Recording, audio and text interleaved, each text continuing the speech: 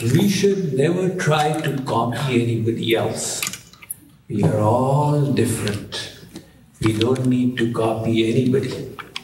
Okay? Every tree in creation grows differently. Einstein was Einstein. And Karl Marx was Karl Marx, but you are yourself. Try and be yourself, that's all. So,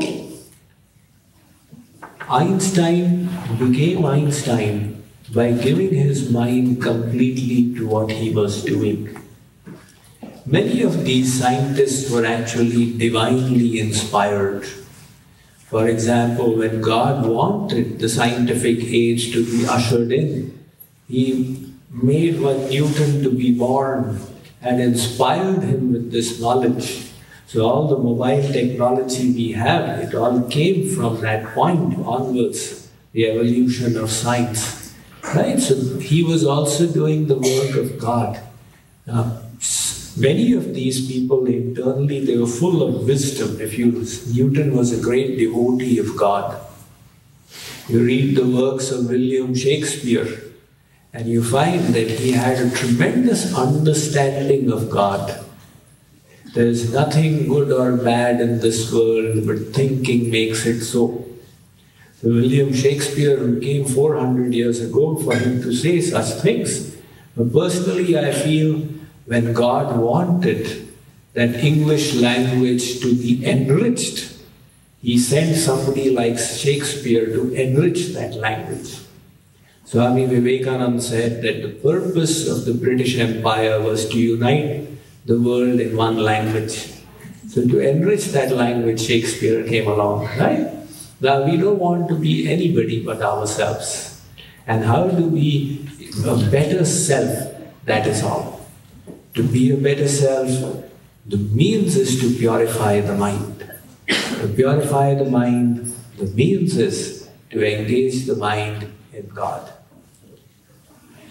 Simple.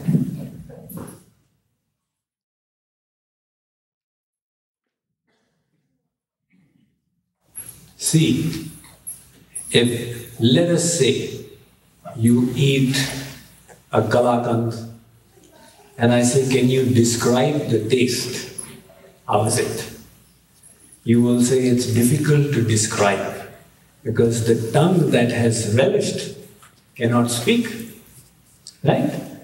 Gira anayan anayan binuvani. The eyes that see the Lord cannot speak. The tongue that has to speak has not seen the Lord. So experience is always difficult to express in the limitation of words.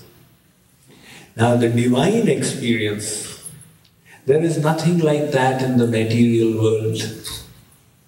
With what will it be compared? Right? So the limitation of words is always there. However, the bliss of God is such that it totally and completely satisfies the soul. Let us say somebody is hungry and thirsty. Now when you are hungry and thirsty, you know it. And then you have eaten, your hunger is satiated. Again, you know it. Similarly, we are all in search of that bliss.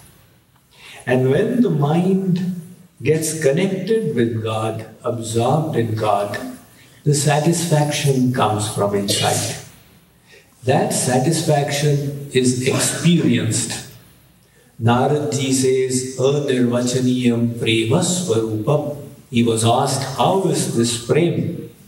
He says, Anirvachaniyam, it cannot be described. Dube so bole nahi, bole so anjana, gehro prema samudra ko, dube chatura sujana. One saint has said that one who has drowned cannot explain it. One who is trying to explain has not drowned.